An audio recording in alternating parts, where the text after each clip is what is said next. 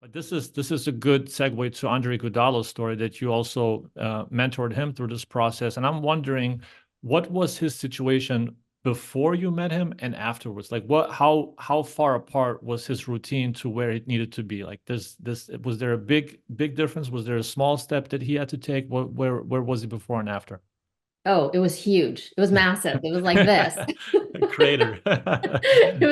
Yeah, enormous. But he has been very open about this story and about his sleep and the adjustments we made. So I think I can share a bit about it because he's been very vocal about really what it has mattered in the last 10 years of his career.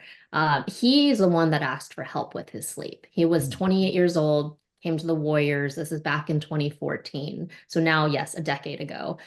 And he was already an all-star at this point. So obviously found already tremendous success playing in the NBA for 10 years since college. But he knew he wasn't sleeping well. He would stay up till 4 in the morning playing video games, and he would sleep for a couple of hours. He would go to practice, come home, take this very long 2 to 3 hour power nap.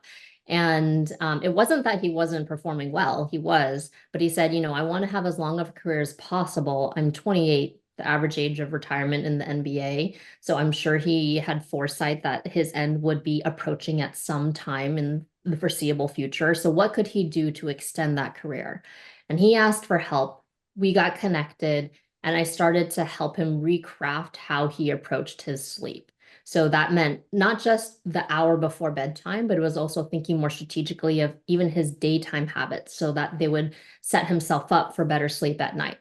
For example, that meant cutting down his very long 2 to 3 hour power naps. We cut them down to 20 to 30 minutes. We timed them closer to game time so he would actually get that benefit as he was going to be in game.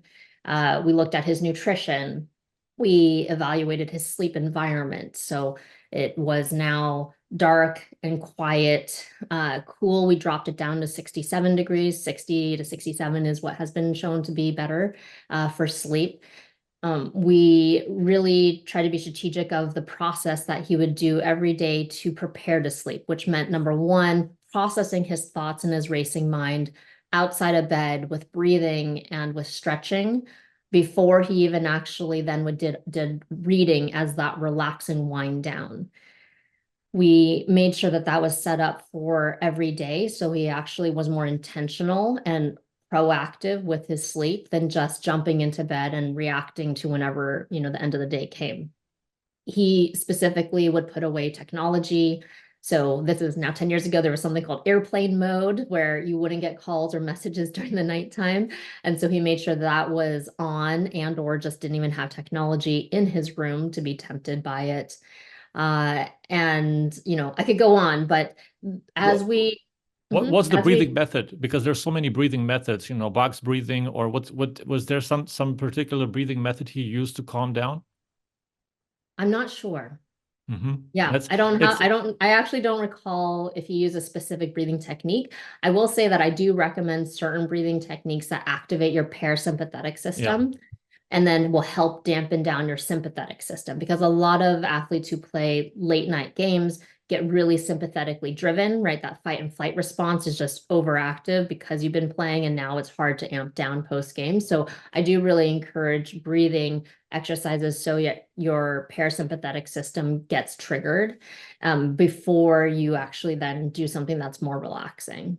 Yeah, because I mean, I'm asking just because there's so many different ones, but I think at the end they all have the same effect. It's just kind of to calm your system down a little bit and prepare you, just bring that energy level down, which I have a hard time doing with it. But Yes. Yeah. also moving into post game, what did he particularly do, or players in general do after games? Because I remember that I was around players that had to take either melatonin to fall asleep, which I don't know the long term versus short term effects, but also Stilnox was also something that the sleeping pills to just to fall asleep faster, it helped them fall asleep just to get that full night of sleep, but it's not necessarily healthy. So after a game, what's the calm down routine after a game?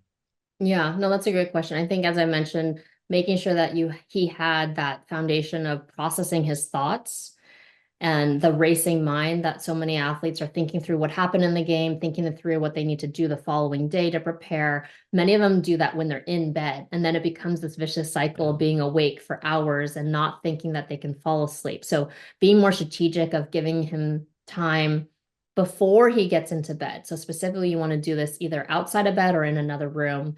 He Mm. was doing the stretching, breathing exercises.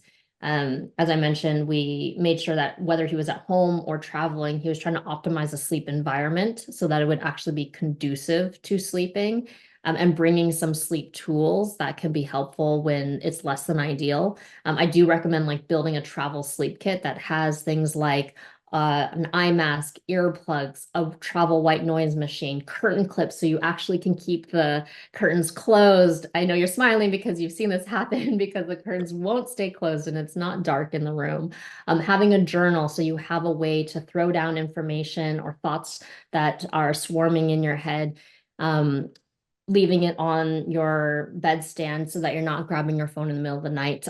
If they're looking for one, I have all of these like linked on my LinkedIn just as a starting point because I think it's so helpful to have these tools at hand when you're on the road and something comes up that you have less control around that environment.